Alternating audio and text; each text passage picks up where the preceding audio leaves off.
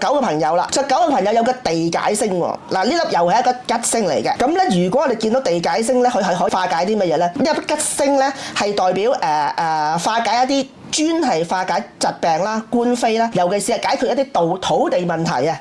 譬如你有啲土地合約啊，或者係你層樓啊，你可能個簽約嗰陣時有啲棘住咧，如果你有啲地解星咧，就可以幫你解決咗呢個問題嘅。咁佢特別係中意化解啲咩咧？官府啊、五鬼啊，五鬼係啲是非嚟嘅。咁或者係一啲專係啲土地中間係解決唔到咧，你有呢粒吉星就可以迎刃而解啦。第二粒吉星我哋見到有華蓋喎，華蓋咧就代表智慧嘅，特別係對哲學嚟講，或者去到好似我哋而家讀緊玄學啦。如果你朋友發覺你本身已經有粒華蓋星咧，你真係好好把握去學下玄學啊，尤其是九運。咁咧佢係主要主才華啦，有一啲。你有啲對於神秘嘅學問咧，有啲天賦嘅，人哋可能要背10次先背到咧，你特別可能背2日咧，已經即係背2句咧已經搞掂咗㗎啦。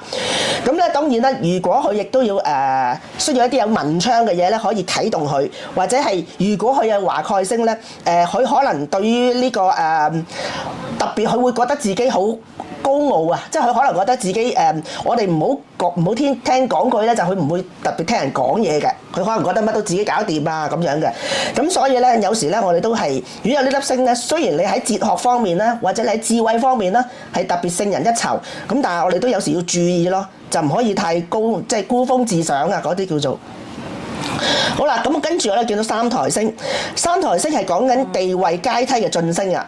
咁你有呢粒星咧，亦都好。如果你今年有機會咧，咁我哋都要好好把握嘅。咁譬如你地位權力嘅即係呢啲嘅提升咧，主要都係靠呢一粒星㗎啦。咁當然啦，都要配合個人嘅經歷啊、智慧啊，或者係你有冇啲咩喺呢一方面做呢一方面有冇經驗啦嚇。咁如果唔好彩有一啲空星嘅衝擊嘅時候咧，有可能會晉升嘅過程咧會受到阻礙嘅喎。咁所以唔好以為有三台咧我就坐定粒六啦，始終都要靠自己嘅努力嘅。咁當然你就盡量把握做好自己就得㗎啦。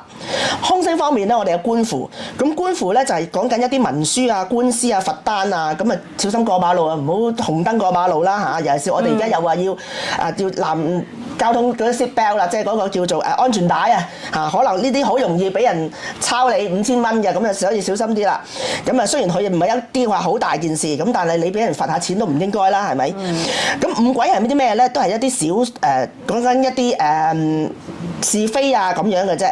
咁但係是非盜竊嘅嘢，如果你做人咧光明磊落，行事唔好俾人有把柄嘅話咧，咁我哋就可以其實化解到，或者唔會遇到呢啲咁嘅是非嘅。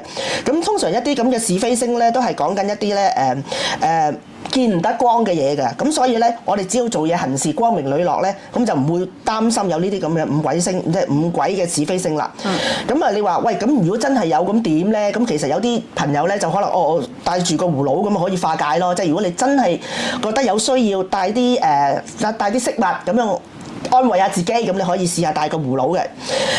披頭咧，呢啲係一啲好細好濕碎嘅星嚟嘅。其實就我哋會只去嚇。如果譬如你覺得嗰年零舍精神萎靡啊，即係可能好唔家庭又好，即係尤其是如果你屋企亂啊，即係我都好建議大家你執下屋嘅。如果間屋亂咧，你會特別覺得精神萎靡嘅。尤其是你加埋呢粒星添，咁你咧越亂咧你就越冇條理，越冇條理咧就更加你屋企個風水亦都係同樣嘅差㗎啦。主要咧就係如果你想化解呢粒星咧，好簡單嘅啫，斷捨離就搞掂嘅啦。咁保持乾淨咁就 OK 啦。